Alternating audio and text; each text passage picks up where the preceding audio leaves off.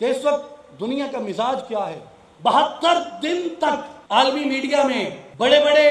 International media groups میں کوئی خبر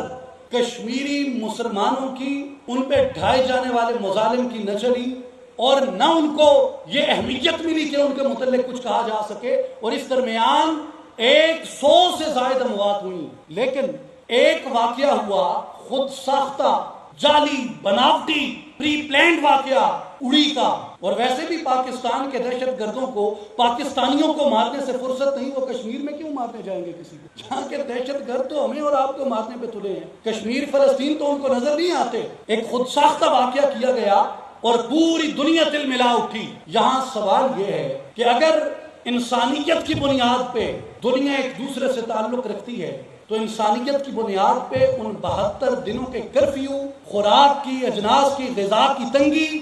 نوجوانوں، بوڑھوں، عورتوں کی اموات اور پیلٹ گنوں کی فائرنگ سے ان کے اپاہج اور فار لائف بلائنڈ ہو جانے کا نوٹس لیا جاتا، اس کا کوئی نوٹس نہ لیا گیا۔ ایک واقعے کو اٹھایا گیا اس لیے کہ اس کا معاشی مفاد ہندوستان کے ساتھ وابستہ تھا، اس لیے کہ ان کا اکنامک انٹرسٹ ہے انڈیا کے اندر، ان کا ہیومن انٹرسٹ نہیں ہے کشمیر میں،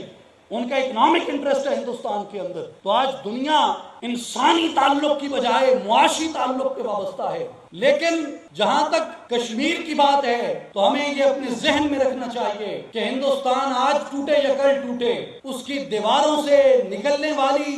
جو پہلی کی نکلی ہوئی ہے اس میں کبھی تھی ہی نہیں، لیکن اس ٹوٹتی ہوئی دیوار کو آخری دھکا وہ وادی کشمیر سے ملے گا۔ یہ ہمارا اخلاقی، قومی، ملی، انسانی فریضہ بنتا ہے کہ ہم